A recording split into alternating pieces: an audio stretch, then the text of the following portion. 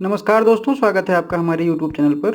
तो अनुपम सीरीज में ये अगला डिक्टेशन होगा और अनुपम किताब से अभ्यास 9 है।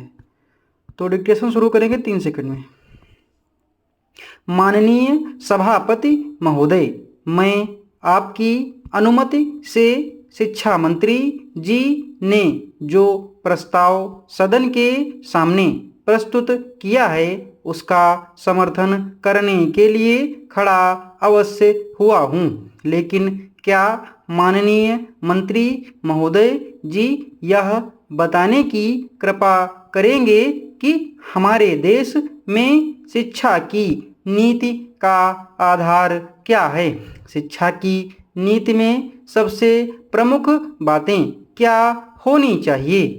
इस संबंध में मेरे विचार इस प्रकार हैं कि अपने देश में वे तमाम बच्चे जो पढ़ना चाहते हैं या जिनके माता पिता पढ़ाना चाहते हैं उनको शिक्षा प्राप्त करने का अवसर सुलभ होना चाहिए।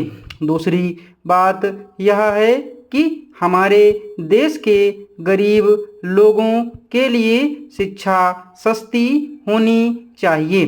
और तीसरी बात यह है कि शिक्षा मिलने के बाद इस बात की गारंटी होनी चाहिए कि जो लोग पढ़ लिख कर निकलें उनको किसी न किसी काम में लगाया जा सके।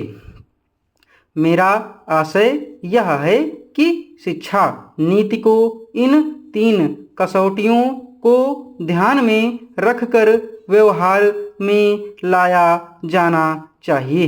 क्या शिक्षा नीति यहाँ की सस्ती है? क्या सभी को सुलभ है? क्या वह रोजगार तलब है?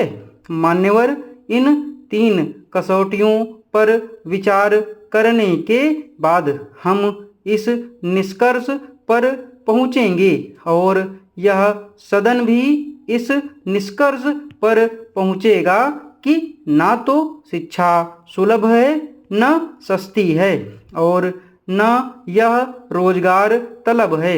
आज शिक्षा के अंदर भी वर्ग बने हुए हैं।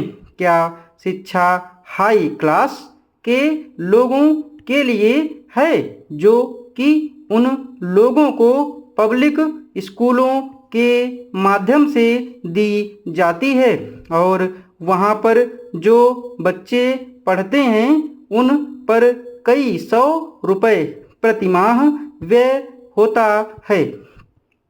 दूसरी शिक्षा का मन विद्यार्थियों के लिए है, साधारण विद्यार्थियों के लिए है।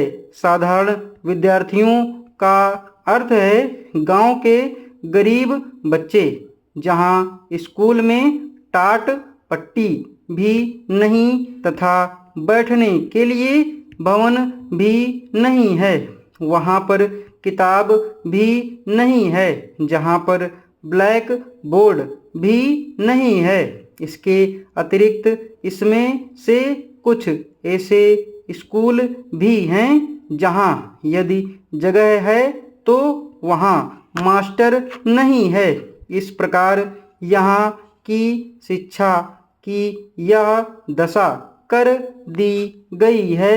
एक शिक्षा उच्च वर्ग के बच्चों के लिए है तथा एक शिक्षा साधारण वर्ग के लोगों के लिए है।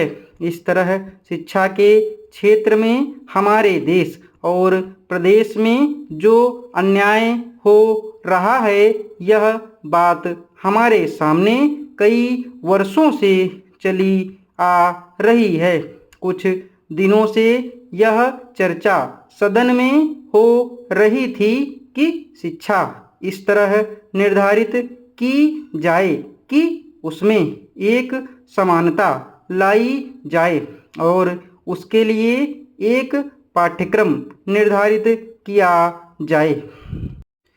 इस डिक्टेशन में 420 शब्द हैं और इसको 4 मिनट 35 सेकंड में ख़त्म किया गया है, तो स्पीड लगभग 95 की रही है। इस डिक्टेशन की PDF आपको हमारे टेलीग्राम चैनल से मिलेगी, जिसका लिंक कमेंट बॉक्स में पिन किया हुआ है और डिस्क्रिप्शन बॉक्स में भी दिया हुआ है। धन्यवाद।